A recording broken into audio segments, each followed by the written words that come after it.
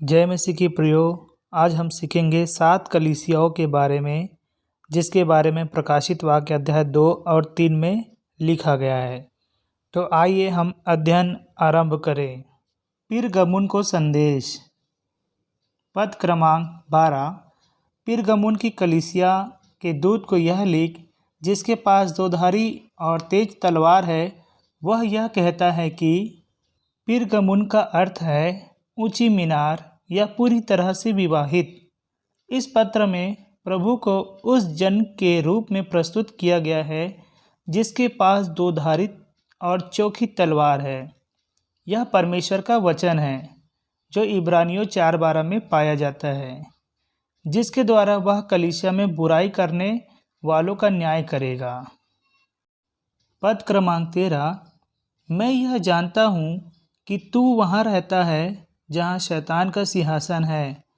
तू मेरे नाम पर स्थिर रहता है और मुझ पर विश्वास करने से उन दिनों में भी पीछे नहीं हटा जिनमें मेरा विश्वास योग्य साक्षी अंतिपास तुम्हारे बीच उस स्थान पर घात किया गया जहाँ शैतान रहता है। पिरगमुन सम्राट की आराधना करने वाले कुपंथ का एशियाई मुख्यालय था, इसलिए इसे शैतान के सिंहासन वाला स्थान कहा गया है।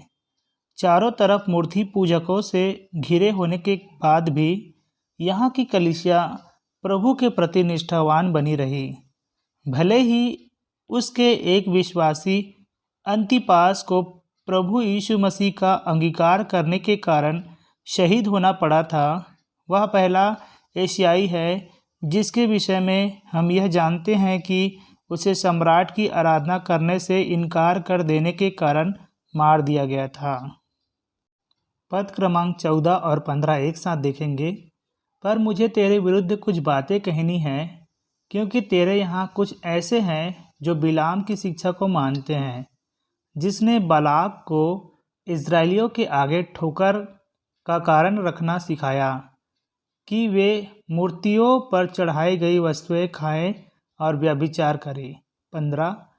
वैसे ही तेरे यहाँ कुछ ऐसे हैं जो निकुलियों की शिक्षा को मानते हैं। प्रियो, प्रभु को यह आवश्यक लगा कि वह इस कलीसिया को इस विषय पर सुधारे कि उसने मसीही सहभागिता में बुरी शिक्षा देने वाले व्यक्तियों को रहने दिया। इस कलीसिया में वे लोग थे जो बिलाम की शिक्षा और निकुलियों की शिक्षा को मानते थे। बिलाम की शिक्षा में मूर्तों के बलिदान और व्यभिचार की अनुमति थी।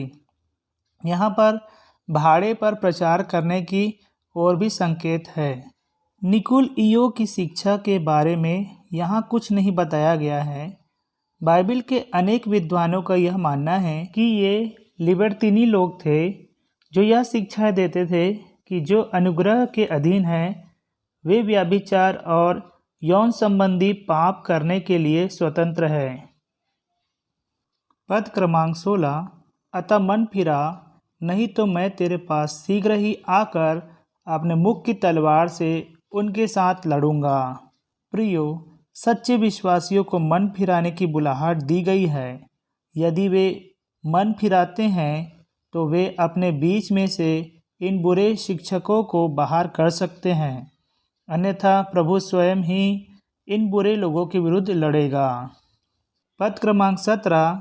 जिसके कान हो वह सुन ले कि आत्मा कलीसियाओं से क्या कहता है।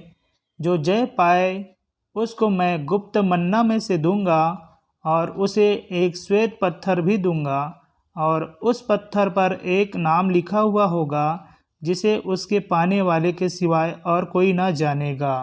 आज्ञाकारी विश्वासी यह सुन ले कि आत्मा कलीसियाओं से क्या कहता है। जय पाने वालों को गुप्त मन्ना और एक श्वेत पत्थर दिया जाएगा। पिरगमुन में जय पाने वाला परमेश्वर का वह संतान होगा जो स्थानीय कलीसिया में बुरी शिक्षाओं को सहने से मना कर देता है। परंतु गुप्त मन्ना और श्वेत पत्थर क्या है? मन्ना मसीह का एक प्रतिरूप है। यह मूर्तों के आगे बलिदान किए गए भोजन के विपरीत स्वर्गीय भोजन को दर्शाता है। गुप्त मन्ना शायद उसके साथ कोई मधुर और गुप्त सहभागिता है जो यहाँ पर दुख उठाकर महिमा में पहुँचा। श्वेत पत्थर का अर्थ अनेक तरीके से समझाया गया है। यह किसी कानूनी मामले में निर्दोष सिद्ध होने का टोकन हुआ करता था। यह किसी दौड़ में विजय का प्रतीक हुआ करता था। यह किसी मेजबान के द्वारा मेहमान को स्वागत के रूप में दिया गया प्रतीक होता था। यह स्पष्ट है कि यह प्रभु के द्वारा जय पाने वाले को दिया जाने वाला एक प्रतिफल है और यह प्रभु के द्वारा व्यक्तिगत रूप से व्यक्ति को अनुमोदित करता है।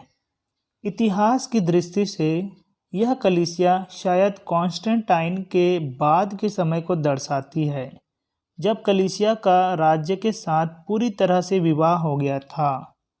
हजारों लोग नामधारी मसीह बन गए और कलीसिया में अन्य जाति मूर्ति पूजक रीति विधियाँ घुस आई। थुआतीरा को संदेश। पद क्रमांक 18।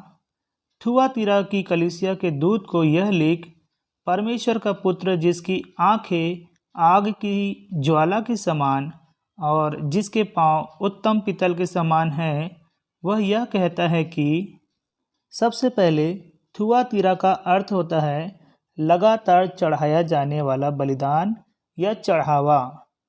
इस पत्र में परमेश्वर के पुत्र को एक ऐसे जन के रूप में प्रस्तुत किया गया है जिसकी आंखें आग की ज्वाला की नाई और जिसके पांव उत्तम पीतल के समान है।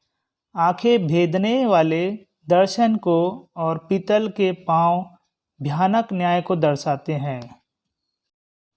पद क्रमांक 19। मैं तेरे कामों, तेरे प्रेम और विश्वास और सेवा और धीरज को जानता हूँ और यह भी कि तेरे पिछले काम पहलों से बढ़कर है। प्रियो, यह कलीसिया अनेक बातों में आगे थी।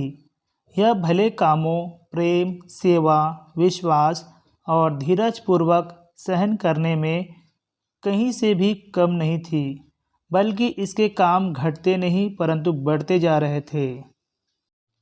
पद क्रमांक 20। पर मुझे तेरे विरुद्ध यह कहना है कि तू उस स्त्री इजेबेल को रहने देता है जो अपने आप को भविष्यवक्तिन कहती है और मेरे दासों को व्यभिचार करने और मूर्तियों के आगे चढ़ाई गई वस्तुएं खाना सिखलाकर भरमाती है। परंतु कलीसिया में अशुद्ध शिक्षाओं को सहन किया गया, जिसके परिणाम स्वरूप व्यभिचार और मूर्ति पूजा होने लगे। कलीसिया ने स्वयं को भविष्यवक्तिन बताने वाली एक स्त्री इजेबेल को अनुमति दे दी थी कि वह परमेश्वर के सेवकों को पाप की ओर ले जाए। जिस तरह से पुराना नियम में इजेबेल ने परमेश्वर के लोगों को व्यभिचार और मूर्ति पूजा में धकेलने के द्वारा भ्रष्ट कर दिया था, ठीक उसी तरह से यह स्त्री यह शिक्षा देती थी कि मसीही लोग बिना पाप किए ही इस प्रकार के कामों में लिप्त हो सकते हैं। शायद वह विश्वासियों पर जोर डाल रही थी कि वे थुआतीरा के व्यापारी संगठनों का हिस्सा बने, जबकि इस संगठनों का हिस्सा बनने पर संगठनों के देवताओं के उत्सवों में शामिल होना पड़ता था, जहां मूर्तों के आगे बलिदान चढ़ाया जाता था।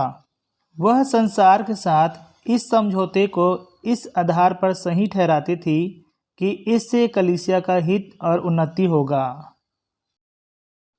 पद क्रमांक 21 से 23 देखेंगे। मैंने उसको मन फिराने के लिए अवसर दिया, पर वह अपने व्यभिचार से मन फिराना नहीं चाहती। देख, मैं उसे रोगशैय्या पर डालता हूँ और जो उसके साथ व्यभिचार करते हैं, यदि वे भी उसके से कामों से मन न फिराएंगे तो मैं उन्हें बड़े क्लेश में डालूँगा। मैं उसके बच्चों को मार डालूँगा। तब सब कलीसियाएं जान लेंगी कि हृदय और मन का परखने वाला मैं ही हूँ और मैं तुम में से हर एक को उसके कामों के अनुसार बदला दूंगा। प्रियो, प्रभु कहता है, इसलिए कि उसने मन फिराने से मना कर दिया, प्रभु उसकी कामुकता की खाट के बदले उसे क्लेश की बीमारी की खाट देगा। जो उसके साथ व्यभिचार करते हैं उन्हें उसके साथ बड़े क्लेश और मृत्यु की खाट पर फेंक दिया जाएगा। यदि वे उसे त्याग कर उसके कामों से अपने आप को दूर नहीं करते, तब सब कलीसियाएं जान लेंगी कि प्रभु सब कुछ देखता है और वह मनुष्यों के कामों के अनुसार उसका बदला देता है। शायद थुआतीरा की कलीसिया में इजेबेल नाम की झूठी भविष्यवक्तिन सचमुच में थी, परंतु बाइबिल के विद्वानों ने यहाँ पर कलीसिया के एक गलत तंत्र के आरंभ को भी पाया है, जिसमें प्रतिमाओं की उपासना, भोग विलास की बिक्री और व्यभिचार जैसे पापों में पुरोहितों, पादरियों को क्षमादान या स्वतंत्रता जैसी बुराइयां शामिल थी। पद क्रमांक 24 और 25। पर तुम थुआतीरा के बाकी लोगों से जितने इस शिक्षा को नहीं मानते और उन बातों को जिन्हें शैतान की गहरी बातें कहते हैं नहीं जानते, यह कहता हूँ कि मैं तुम पर और बोझ न डालूँगा। पर हाँ, जो तुम्हारे पास है उसको मेरे आने तक थामे रहो। थुआतीरा में एक विश्वास योग्य छोटा झुंड था, बाकी लोगों से जितने इस शिक्षा को नहीं मानते, जिन्होंने अपने आप को इजेबेल की गुप्त शिक्षाओं और संस्कारों का, जिन्हें शैतान की गहरी बातें भी कहा गया है, हिस्सा नहीं बनाया था। ऐसे विश्वास योग्य लोगों पर और किसी मांग का बोझ नहीं डाला गया, सिवाय इसके कि वे मसीह के आने तक सच्चाई को थामे रहे। पद क्रमांक 26 से 28। जो जय पाए और मेरे कामों के अनुसार अंत तक करता रहे, मैं उसे जाति जाति के लोगों पर अधिकार दूंगा और वह लोहे का राजदंड लिए हुए उन पर राज्य करेगा। जिस प्रकार कुम्हार के मिट्टी के बर्तन चकनाचूर हो जाते हैं, मैंने भी ऐसा ही अधिकार अपने पिता से पाया है, और मैं उसे भोर का तारा दूंगा। जिसके कान हो वह सुन ले कि आत्मा कलीसियाओं से क्या कहता है। थुआतीरा का जय पाने वाला वह सच्चा विश्वासी होगा जो दृढ़ता से सच्ची मसीहत के कामों को कायम रखे हुए था। उसे 1000 वर्ष के राज्य के दौरान मसीह के साथ राज्य करने का प्रतिफल दिया जाएगा। उसे जाति जाति पर अधिकार दिया जाएगा और वह लोहे का राजदंड लिए हुए उन पर राज्य करेगा। सारे पाप और विद्रोह का कठोर और तुरंत दंड दिया जाएगा। जय पाने वाले को प्रभु यह प्रतिज्ञा देता है कि वह उसे भोर का तारा देगा। प्रभु यीशु मसीह भोर का चमकीला तारा है। जिस तरह से भोर का तारा सूर्य के उदय से पहले आकाश में दिखाई देता है, उसी प्रकार धार्मिकता के सूर्य के रूप में पृथ्वी पर राज्य करने के लिए प्रकट होने से पहले मसीह भोर के तारे के समान प्रकट होगा कि अपनी कलीसिया को अपने साथ बादलों पर उठाकर स्वर्ग ले जाएं। इस तरह से जय पाने वाले से यह प्रतिज्ञा की गई है कि बादलों पर मसीह से मिलने के लिए कलीसिया के उठा लिए जाने, जिसे हम मेघारोहण कहते हैं, के समय वह भी उठा लिया जाएगा। यह प्रतिज्ञा उसे उसके कामों के कारण नहीं दी गई है, परंतु उसके काम यह प्रदर्शित करते हैं कि उसका विश्वास सच्चा है।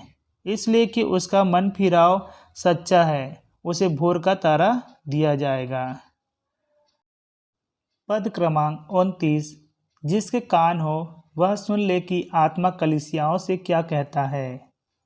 इस पत्र में और अगले 3 पत्रों में जिसके कान हो वह सुन ले जय पाने वाले को दी जाने वाली प्रतिज्ञा के बाद आता है, पहले नहीं। इसका अर्थ यह हो सकता है कि अब से जो जय पाए वही ऐसा कान पाने की आशा कर सकता है जो यह सुन सके कि आत्मा कलीसियाओं से क्या कहता है। प्रियो, आज के लिए इतना काफ़ी है। बाकी 3 कलीसियाओं के बारे में हम अगले वीडियो में सीखेंगे। तब तक के लिए जय मसीह की।